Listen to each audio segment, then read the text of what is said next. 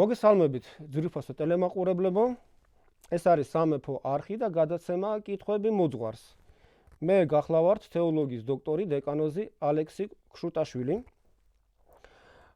ჩვენ ვაგრძელებთ გადაცემათა ციკლს, რომლის დროსაც ჩვენ განვიხილავთ მარხვის პერიოდს, დიდი მარხვის შინაარსს და ჩვენ ახლა ვსაუბრობთ დიდი მარხვის წინა მოსამზადებელ პერიოდზე, იმ რამოდენიმე კვირიან პერიოდზე, რომლის დროსაც კვირა დღეებს, ანუ ღვთისმსახურების დროს იკითხება სახარებიდან გარკვეული მონაკვეთები, საიდანაც ჩვენ ვსწავლობთ რაღაცას გარკვეულ სულიერ ზნეობრივ რელიგიურ დარიგებას ვღებულობთ და ვსწავლობთ როგორ უნდა შევუდგეთ მარხვას, რა შინაგანი სულიერი განწყობით, რა არის მნიშვნელოვანი მარხვაში და რაზე უნდა გავამახვილოთ ყურადღება ჩვენი სულიერი მოღვაწეობის დროს და განსაკუთრებით ეს დიდი მარხვა, რადგან არის ერთ-ერთი ყველაზე ესეთი ინტენსიური პერიოდი სულიერ ღვაწლში, ამიტომ რომ ჩვენ სწორედ განვეწყოთ შინაარსობრივად, ხო? რომ სწორედ განვეწყოთ და სწორედ გავიაროთ ეს პერიოდი დიდი მარხვის და სულიერად მომზადებულები და რეალურად განწმენდილები, რომ შევეგებოთ მაცხოვარი იესო ქრისტეს აღდგომას, რომ მივიღოთ აღდგომის ნათელი, ამისთვის არის საჭირო ჯერ ეს პერიოდი დიდი მარხვისთვის წინა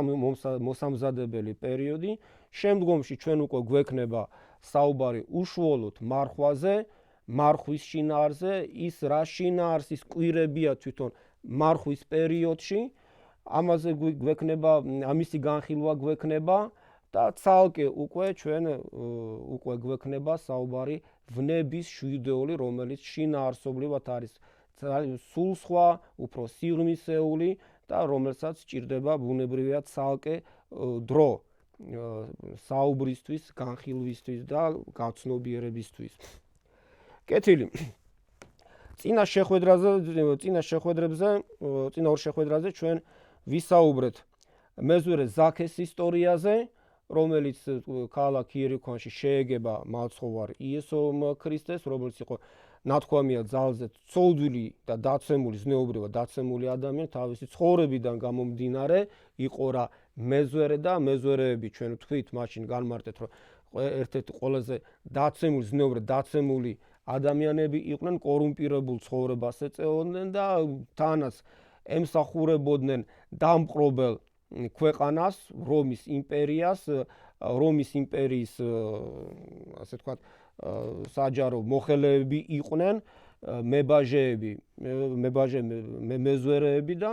ამ დამპყრობილი სახელმწიფოსთვის ვღებულობდნენ ხალხს, ბაჟს ხალხისაგან, გაჭირებული ხალხისაგან, უფრო მეტიც ართმევდნენ ზედმეტ ფულს და ასეთნაირად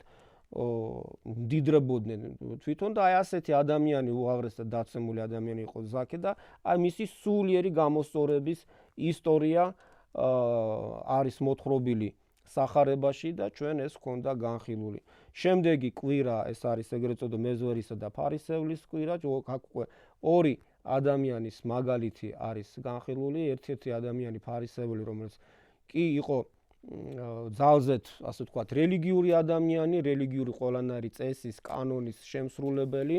არ არის ნათქვამი, რომ რამე ფარული ცოდვა რომ ქონოდა, დამალული თუ დაფარული, ანუ ის ნათქვამი შედის ტაძარში, მაგრამ თვითკმაყოფილებას გამოხატავს, ანუ ჩანს, რომ არის ამ პარტავნებაში, რომ თავისი წესიერი პატიოსანი ცხოვრები და იწყებს ლოცვას და ლოცვაში მადლობს ღმერთს, რომ ასეთი წესიერი და პატიოსანი ვარ და აი თუნდაც ეს მეზვერე, რომელიც არის, რომ ჩემთან ერთად რომ შემოვიდა ტაძარში და სადღაც უკან არის გაჩერებული, იმნაირი ცხოვრების მატარებელი ცხოვრების მქონე არ ვარმეოდა. აი ასეთი ქედმაღლური ლოცვას ამბობდა ეს ადამიანი, ეს ფარისეველი და ამის აპირისპიროდ იქ არის მეზვერე, რომელიც შესულია იმავე ტაძარში, მაგრამ სინანულის გამო აი იქ არის სადღაცა კარებთანვე არის გაჩერებული, რომელიც ამბობს თავის თავზე, რომ არის ისევ ლოცვაში გამოხატავს სინანულს, ღმერთო მილხინე მე ცოდვილსა ამას და შემიწყალე მე. ანუ ადამიანი კი რეალურად არის ცოდვილი, მაგრამ გააჩნია თავისი ცოდვების დანახვის უნარი, ნანობს და სინანულთან ერთად, რომ როგორც იმ ზაქეს მაგალითს რომ დაუბრუნდეთ, ცდილობს რომ თავისი ცხოვრება გამოასწოროს, ნანობს იმისთვის რომ რაღაცა შეცვალოს კიდევაც თავის ცხოვრებაში და რაღაცა იმ დაცემულ მდგომარეობაში აღარ გაჩერდეს. აი ორი მაგალითი და ნათქვამია რომ იმ ტაძრიდან ეს ორი ადამიანი რომ წამოვაო, ხო? აი ის მეზვერე ღვთის წინაშე უფრო მეტად გამართლებული იქნებაო. ხო, შეიძლება რაღაცა პარადოქსია შეიძლება ვიღაცამ თქვას, რომ რატო ეს ფარისეველი ხო რეალურად წესიერი და პატიოსანი ცხოვრებით ცხოვრობდა, ხო? და ის კიდე რეალურად ცოდვილი და დაცემული ადამიანი იყო ის მეზვერე. არა და თურმე ღვთის წინაშე მარტო გარეგნული პატიოსნებაც არ არის საკმარისი, არამედ შენი სულიერი მდგომარეობა, თუ შენ პატიოსან ცხოვრებასთან ერთად კედმაღლურად ცხოვრობ, კედმაღლურად უყურებ სხვა გარშემო მყოფ ადამიანებს, ამ პარტავნებაში იმყოფები და სულიერ ხიბლში იმყოფები, აი მე რა კარგი ვარ და აი ჩემგან ისწავლე და მე ასეთი სანიმუშო სამაგალითო ვარ და მე ყველაზე კარგი მორწმუნე ვარ და აი მე ვარ სამაგალითო და სანიმუშო და ასე შემდეგ, ხო? როდესაც აი ასე უყურებ შენ საკუთარ თავს, ანუ შენ ხარ რეალურად ცოდვაში, ერთ-ერთ უმძიმეს სულიერ ცოდვაში იმყოფები, ანუ ეს არის სამპარტავნების და ხიბლის მდგომარეობა, კედმაღლობის მდგომარეობა და ეს არის ცოდვის ერთ-ერთი უმძიმესი ფორმა. და ის მეზვერე ჩვენ დავინახეთ, რომელიც რეალურად ცოდვილი იყო, განა არა, მაგრამ სინანული ჰქონდა თავისი ცოდვების დანახვის უნარი და ღვაწლი, ბრძოლა შინაგანი, რომ გამოსწორებულ იყო. და ამიტომ თქვათ იმ ტაძრიდან აი ეს მეზვერე უფრო მეტად გამართლებული გამოვიდა ღვთის წინაშე, ვიდრე ის ფარისეველი. შემდეგ ჩვენ განვიხილეთ უძღების შვილის ისტორია, ეს ისევ და ისე ეს სახარების მონაკვეთია, რომელიც იკითხება აი ამ წინა მოსამზადებელ პერიოდში, სადაც არის ასე ვთქვათ ორი შვილის ისტორია მოთხრობილი, ერთის მხრივ არის უფროსი შვილი, მამის უფროსი შვილი, რომელიც პატიოსნად ცხოვრობს მამასთან ერთად ოჯახში, არაფერს არ აშავებს და ესეთი სანიმუშო სამაგალითო ცხოვრების მატარებელია და უმცროსი შვილი, ვაჟი, რომელიც კი გაიზარდა მამის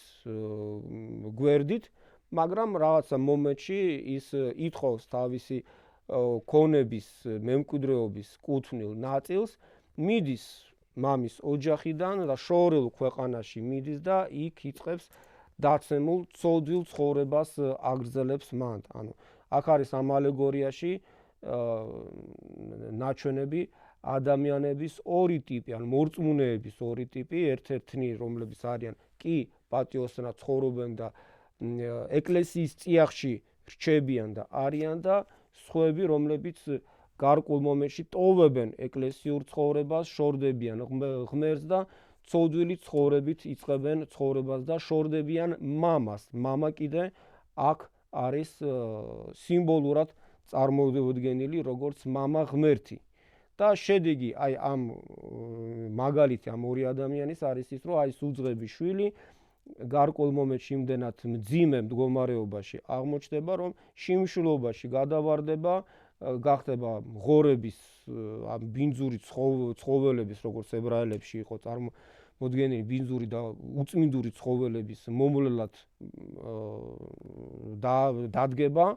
და იმ ღორების საჭმელსაც კი მას არავინ არ აჭმევდა, მაგრამ იქ არ გაჩერდება ადამიანი, ანუ სასოწარ ქვეთილებაში არ გადავარდება, ის მიდის მამასთან, შენდობას ითხოვს და მამა ბუნებრივია მას ღებულობს, უბრუნებს მას ყველანაირ ღირსებას და პატივს და ქონებასაც, მაგრამ აი ეგ უფროსი შვილის უკვე რეაქცია არის საინტერესო, რომელიც აპროტესტებს ამას, კი მიუხედავად იმისი პატიოსანი ცხოვრებისა, თურმე შურით აღივსება და საყვედურობს მამას, რომ შენ მე აი პატიოსნად ცხოვრობ და ნუ რა შენ არაფერს არ მაძლევო აქო და აი ეს უძღები შვილიო, შენი უმცროსი შვილი, რომელიც აი მთელი შენი ქონება გაფლანგაო მეძავებთანო, შენ კიდე აი ასე დიდი პატივით რომ მიიღეო და მამა, ანუ ღმერთი მას განუმარტავს, რომ ჩემი ყველაფერი ისევ შენიაო, ანუ შენ რაღაცა ცალკე რაღაცა გაჩუქო რაღაც ეს საჩუქრის სახით არც არაფერი ასე, იმიტომ რომ ისედაც ჩემი ყველაფერი შენიაო და ეს ადამიანი კი შენი უმცროსი ძმა რეალურად მკვდარი იყო და ეს სულიერი სიკვდილი, ანუ უზნეო დაცემული მდგომარეობა ადამიანისა არის შედარებული სიკვდილთან, რეალურად სიკვდილის მდგომარეობაში იმყოფებოდა, რადგან აი ამ დაცემულ მდგომარეობაში იყო ეს უძღები შვილი და იქიდან დაბრუნდაო, მკვდარ მდგომარეობაში იყო, ღმერთისაგან მაქსიმალურად დაშორებული იყო, ღმერთისთვის დაკარგული იყო. ამბობს, მკვდარი იყო და გაცოცხლდაო, დაკარგული იყო და ნაპოვნი და იპოვაო და ანუ დაბრუნდაო. და შესაბამისად ჩვენ გვმართებს სიხარული და სიხარულით უნდა მივიღოთო. ანუ ეს არის აი მდგომარეობა ორი ადამიანის, რომელიც ღმერთთან ახლოს არის, მაგრამ რაღაცა მომენტში შეიძლება შურით აღივსოს სხვა ადამიანების მიმართ და ღმერთსაც კი უსაყვედუროს, თითქოს და ღმერთი მის მიმართ არის უსამართლო. და მეორე არის ეს დაცემული, რეალურად დაცემული ადამიანი, მაგრამ რომელიც არ ჩერდება იმ დაცემულობაში, მას ის პოულობს იმ უნარს, რომ სინანულის გზით და სულიერი ღვაწლის გზით დაუბრუნდეს მამას, ეკლესიას და ლოცვის სინანულის, ამიტომ რომ ის ლოცვა როდესაც ის მამას მიმართავს, რომ შევწოდეო სად მიმართო და შენს წინაშეო და მიმიღეო, როგორც აი თუნდაც უკანასკნელი მოსამსახურეო, აი ასე მიმიღეო. და მამა ღმერთი, რა თქმა უნდა,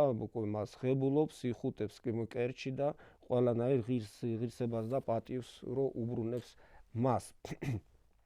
და ცალკე ისევ და ისევ აქ არის ნაჩვენები მამის სახით არის, როგორც ეხლა თქვით არის მამა ღმერთი,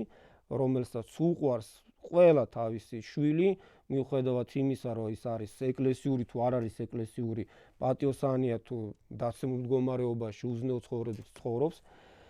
არ აქვს მნიშვნელობა, ღმერთს ყველა ადამიანი უყვარს და ყველა ადამიანს ელოდება, რომ ჩვენ სინანულის გზით მივიდეთ მამის წიაღში, მივიდეთ ეკლესიაში და რომ ასე ვთქვათ, ღმერთის სიახლოვე რომ დავიბრუნოთ. კეთილი. სახარების შემდეგი მონაკვეთი, რომელიც იკითხება, აი ახლა ამ პერიოდში, ეს არის ეგრეთ წოდებული საშინელი სამსჯავროს კვირა. ასე ქვია კიდევაც ამ კვირას საშინელი სამსჯავროს. ანუ ჩვენ ვიხსენებთ იმ დღეს, როდესაც აი მეორედ მოსვლის დღეს, როდესაც მაცხოვარი იესო ქრისტე მეორედ მოვა ამ ქვეყნად დიდებით უკვე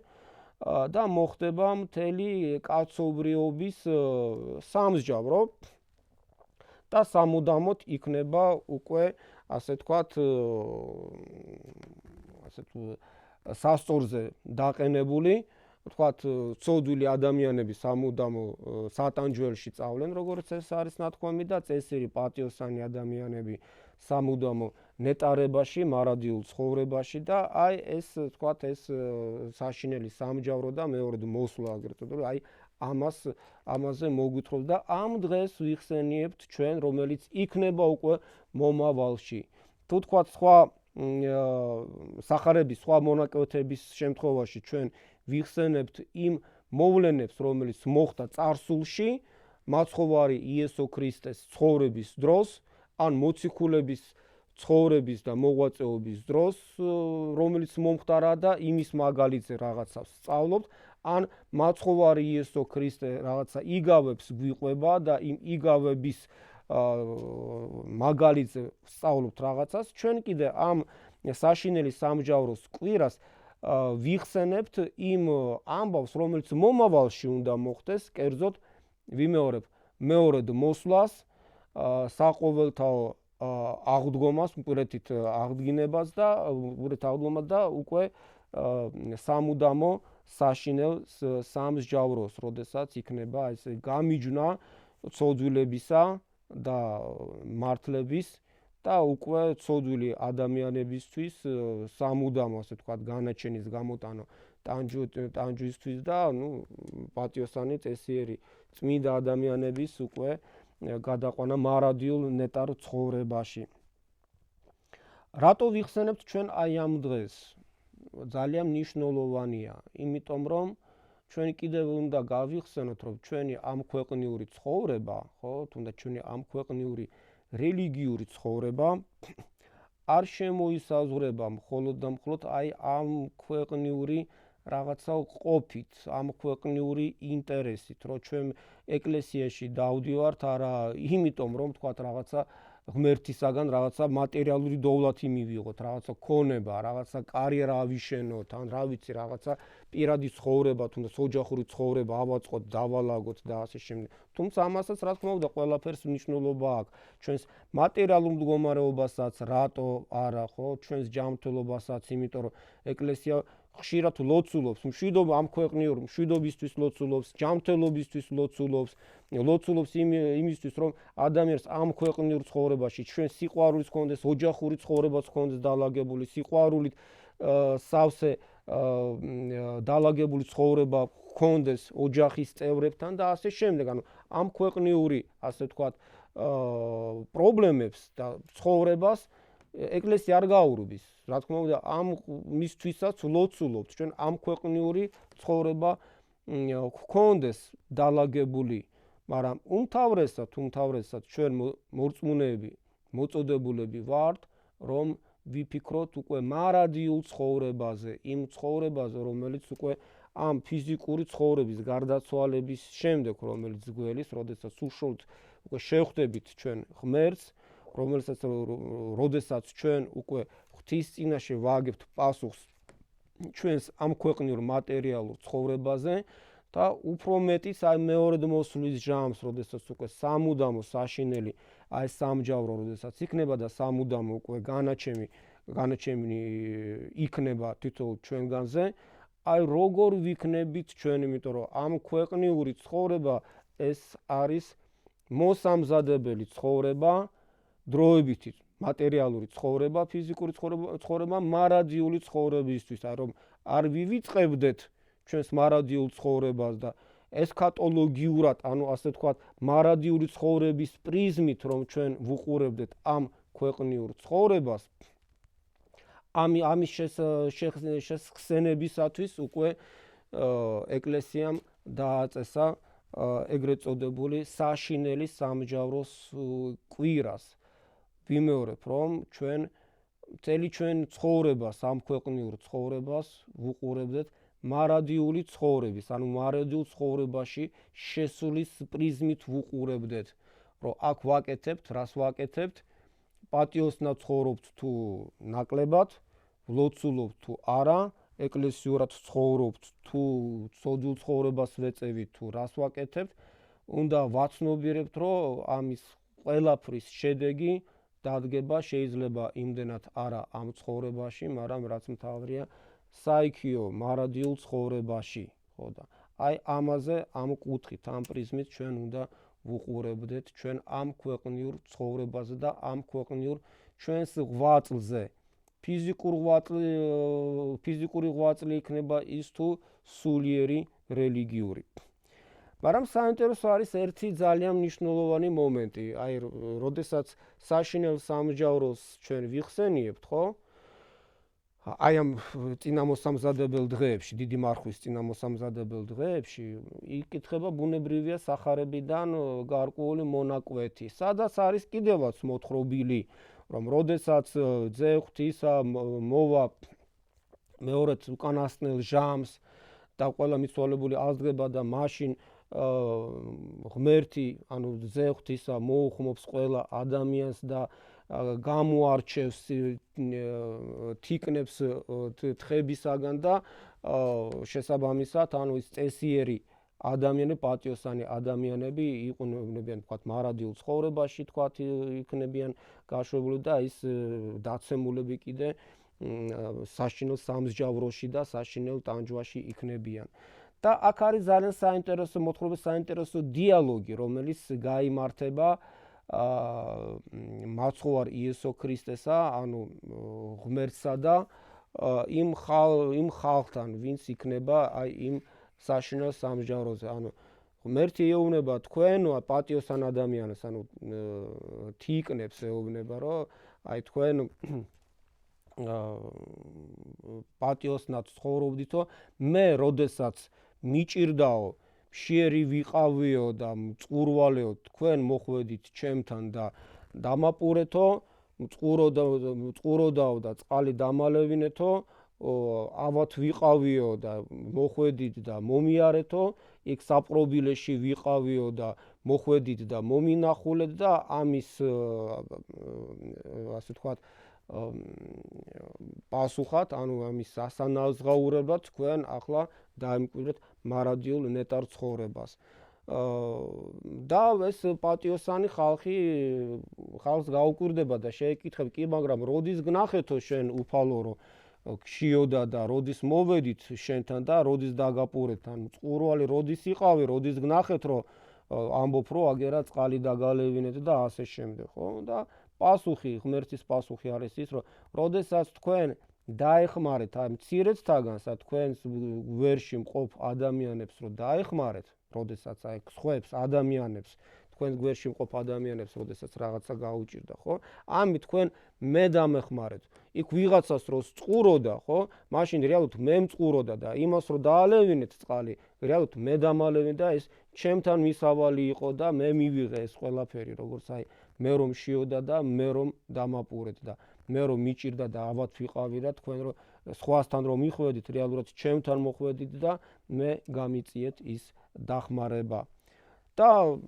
უკვე იქეთ საპასუხოდ უკვე მცოდვილების მიმართ უკვე ღმერთი ეუბნება, თქვენ კიდე მე რომ არ მომიარეთ რომ მიჭირდა ამით, მე რომ არ მომინახულეთ როდესაც იქ საპყრობილეში ვიყავ, როდესაც მე რომ ლუკმა პური რომ არ გამომიწოდეთ, როდესაც მშიოდა, ხო? აი ამის სანაცვლოდ თქვენ ახლა მარადიულ ტანჯვაში წახვალთო. და ისინიც ახლა ეს ამათი პასუხი ხო როდის მოხდაო, როდის გნახეთო შენაო გაჭირვებული, რომ არ მოვედით შენთან, როდის იყავიო საპყრობილეში, რომ თქვათ არ გინახულეთო და როდის გშიოდა, რომ არ დაგაპურეთო და ღმერთი იმავე სიტყვას უბრუნებს მათ, როდესაც აი იმ თქვენს გვერდში მყოფ ადამიანებს, როდესაც უჭირდა და იმათ რომ არ გაუწიეთ დახმარება, ამითი რეალურად მე არ გამიწიეთ დახმარება, ანუ თქვენ იმ ადამიანების მეშვეობით და იმ ადამიანებში მე ვერ დამინახე და ჩემთან ვერ მოხვედით იმათან რომ არ მიხვედით. და ამიტომ აი ამის საპასუხო თქვენ მარადიულ ტანჯვას იმკვიდრებთ. საინტერესო ეს ისტორია, აი ჩვენ ხშირად საინტერესო ფაქტია, რომ ჩვენ ხშირად აი ბოლო დროს საზოგადოებაში ძალიან ბევრი არის ხოლმე ლაპარაკი მეორედ მოსვლაზე, ანტიქრისტეს მოსვლაზე და ჩვენ ყოველთვის ადამიანებში ერთგვარი პანიკაც არის, შეიძლება ითქვას, აი всё ბოლო ჟამია,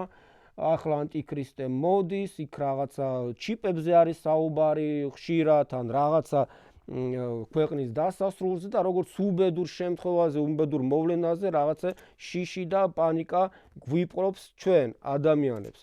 და საინტერესო არის ის, რომ როდესაც მეორედ მოსვლაზე იყო ხოლმე საუბარი, მოციქულებისგან ჩვენ ვიცით, რომ სიხარულით ელოდებოდნენ და წმინდა მამები სიხარულით ელოდებოდნენ ქრისტეს მეორედ მოსვლას. ხო და ასე უნდა უბრალოდ ისინი სულით ემზადებოდნენ აი ამ მეორედ მოსვლისთვის, რომ შინაგანად სუფთები ყოფილიყვნენ, რომ დამძიმებულები არ ყოფილიყვნენ ცოდვებით და ასე ვთქვათ, სუფთა გულით და სულით შეეგებონ მაცხოვრის მეორედ მოსვლას. მაგრამ ჩვენი თანამედროვე საზოგადოება ქრისტეს მოსვლას კი არ ელოდება, ღმერთთან შეხვედრისთვის კი არ ემზადებიან, არამედ ხალხი ელოდება ანტიქრისტეს მოსვლას და ემზადებიან ანტიქრისტეს შესახვედრად. აი ეს არის პარადოქსი ჩვენი თანამედროვე საზოგადოების. ღმერთი არ გვახსოვს ჩვენ, იესო ქრისტე არ გვახსოვს ჩვენ, მარადიული ცხოვრება არ გვახსოვს ჩვენ, გვეშინია ისევ და ისევ ამ ქვეყნიური, ამ წუთიერი ცხოვრებით ვართ ჩვენ დაკავებულები, არიქა და არ მოხდეს თქვათ რაღაცა ჩვენი დაჩიპვა, არ მოხდეს ჩვენი რაღაცა ბეჭდის სადღაცა მალულ-ფალულ რაღაცა ბეჭდის დასმა, იქ სადღაცა მარჯვენა ხელზე თუ რაღაცა პირადობის მოწმობაში, თუ იქ რაღაცა საბანკო ბარათში, თუ რაღაცა თქვათ ყოფილ ცხოვრებაში რაღაცა ტექნოლოგიებით და ასე შემდეგ, რაღაცა გვეშინია ტოტალურ ზედამხედველობას და ასე შემდეგ. კი ბატონო, მაგრამ ამ ყველაფერში და ამისთვის ჩვენ ველოდებით აი всё არიქა და ანტიქრისტე დღე-დღეზე მოვა და რაღაცა აი ასეთი პანიკური მდგომარეობაში ვიმყოფებით ჩვენ.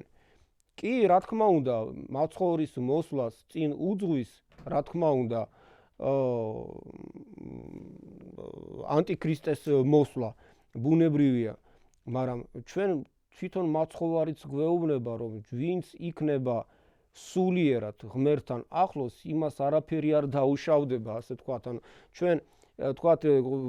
მორწმუნე ადამიანი, მადლით სავსე ადამიანი ბუნებრივია გადალახავს ნებისმიერ პრობლემას და უკვე ის ღვთის მადლით იქნება ყოველთვის დაცული და ადამიანი რეალურად მორწმუნე ადამიანი უნდა იყოს ანტიქრისტეს მოლოდინში, კი არ უნდა იყოს, არამედ ქრისტეს მეორედ მოსვლის მოლოდინში უნდა ვიყო და მოლოდინში როგორ რაღაცა იმ ჩიპებს კი არ უნდა გავურბოდეთ, ან ვაქცინებს კი არ უნდა გავურბოდეთ, ან რაღაცა საბანკო ბარათებს თუ პირად მოწმობებს კი არ უნდა გავურბოდეთ ჩვენ, არამედ ჩვენ უნდა ვიზრუნოთ ჩვენ სულიერ მდგომარეობაზე. ეს არის მთავარი. უნდა ვიზრუნოთ იმას რაღაცა ცოდვებს არ ჩავდიოდეთ და რაზე უნდა ვზრუნავდეთ. აი ამ სახარებაში არის მოთხრობილი. ანუ აქ მეორედ მოსვლის ჟამს ღმერთი იმას კი არ ეკითხება ხალხს, რომ თქვენ აბა როგორი პირადობის მოწმობა გქონდათ, იქ რაღაცა ჩიპიანი იყო, ელექტრონული იყო, თუ როგორი ტიპის პასპორტი გქონდათ, თუ რაღაცა იქ ხელფასებს როგორ ღებულობდით, პირდაპირ ხელით, ნაღდი ფულით თუ საბანკო გადარიცხვით, თუ ეს ხელფასებს როგორ ღებულობდით, სალაროდან ღებულობდით თუ ელექტრონული ბარათით ღებულობდით, თქვათ იმ ბანკომატიდან, ასე ღებულობდით, თუ თქვათ იქ პირადობის მოწმობა როგორი გქონდათ, უბრალოდ რაღაცა იქ სურათი და თქვენი სახელი და გვარი იყო დაწერილი და ეროვნება, თუ ისეთი რომ ისევ და ისევ ჩიპიანი ელექტრონული, ხო, დაჩიპული იყო თქვენი პირადობის მოწმობა, ან იქ ვაქცინა ხომ არ გაიკეთეთ შემთხვევით, თქვათ რაღაცა ეპიდემიის დროს. და ამ ყველაფრის შედეგად დაე თქვენ ახლა ჯოჯოხეთი გეკუთვნით, ხო? ასეთი რაღაცა აბსოლუტურად არ არის ამაზე საუბარი. თურმე ცხონება არ ცხონების საქმეში სულ სხვა რაღაცა, სულ აი ადამიანური ფაქტორი არის უმთავრესი. თურმე აი მარხვის წინა მოსამზადებელ პერიოდში ვიმყოფებით, ხო? თურმე ისიც კი არ არის უმთავრესი, აი მარხვას როგორ გაატარებ, ხო? რა თქმა უნდა, მარხვა არის აუცილებელი, არავინ არ აკნინებს მარხვის მნიშვნელობას, მაგრამ თურმე სხვა რაღაცა უფრო მეტად მნიშვნელოვანია, ვიდრე რომ თქვათ რაღაცა საკვებ პროდუქტებზე, გარკვეულ საკვებ პროდუქტებზე უარის თქმა. თურმე უფრო მეტად მნიშვნელოვანია, ვიდრე თქვათ რაღაცაზე, თქვათ შეზღუდვა რაღაცა ცხოვრებისეული ყოველდღიური ჩვეულებებისგან, სიტყვაზე თქვათ იქ მუსიკისგან, რაღაცა გართობისაგან, რაღაცისგან და ასე შემდეგ, რასაც ვაკეთებთ ხოლმე მარხვის დროს, ბუნებრივია, ყველაფერი აუცილებელი, მაგრამ თურმე უფრო მეტად სხვა რაღაც არის აუცილებელი. კერძოდ, აი მიჭირდაო მაცხოვარი გვეუბნება და ჩემთან არ მოხვედიო, მშიოდა და არ დამაპურეო. და კითხვა დაისვა კი, რომ როდის გიჭირდა, როდის გნახეთო და როდის არ დაგაპურეთო. აი, როდესაც აი თქვენს გვერდში მყოფ ადამიანს, როდესაც უჭირდა, ხო? იმასთან რომ არ მიხვედით, იმ გაჭირებულ ადამიანს დახმარება რომ არ გაუწიეთო, ესე იგი ჩემთან არ მოხვედით. თურმე რა კარგი გაგებით, რა მარტივი ყოფილა. ჩვენ ხშირად ჩვენს ცხოვრებას, ჩვენს რელიგიურ ცხოვრებას აი ვტვირთვავთ რაღაცა და ჩვენ საკუთარ თავს ვაშინებთ რაღაცებით, არა რეალური, აბსურდული რაღაცეებით, შიშებით, ფობიებით. ღმერთის მოსვლას კი არ ველოდებით, ღმერთთან შეხვედრისთვის კი არ ვემზადებით, არამედ ველოდებით ანტიქრისტეს მოსვლას და ვემზადებით ანტიქრისტეს, ასე ვთქვათ, შესახვედრად. და როგორ რომ აი არიქა და ყოველ ნაბიჯზე რო ეშმაკებს ვხედავთ და იქეთ პირადობის მოწმობა არ ავიღო, იქ ბანკომატის ბარათი არ ავიღო, იქ ვაქცინა არ გავიკეთო და იქ და ასე შემდეგ რაღაცა აი ყოფით რაღაცა ტექნოლოგიებს თუ სამედიცინო რაღაცა პრაქტიკებს გავურბივარ და ჩვენ ვგონი აი ამითი რაღაცა სიმართლეს მე ვპოულობ ღვთის წინაშე და ამითი თითქოს და გგონია ჩვენ რომ ანტიქრისტეს გავექცევით. რა თქმა უნდა, ეს არის ყველაფერი აბსურდი და სასაცილოც კი დარწმუნებული ვარ, რომ ეშმაკი სადღაც არის და ძალიან მაგრად ხალისობს ჩვენზე, როდესაც აი ამ ასეთი ფობიებით ვივსებთ ჩვენს ცხოვრებას და რეალობა, რასაც ღმერთი ჩვენგან ელის და რასაც გვასწავლის, აი ზუსტად აი ამ დღევანდელ დღეებში წაკითხული სახარებით, ხო? არის ეს, რომ ჩემთან მოდიო, როგორ უნდა მოხვიდეო ჩემთან, აი ჩემს გვერდით ის გაჭირვებული რო არის, ხო? მიდი მასთან და მიხედე, უშო დახმარება გაუწიე და ამითი მასთან მისვლით ჩემთან მოხვალო და ჩემთან რომ მოხვალ, ხო? მარადილ ცხოვრებას დაემკვიდრებ კიდევაც, ანუ სწორ აქცენტებს გვისახავს ჩვენ ღმერთი, აი ამ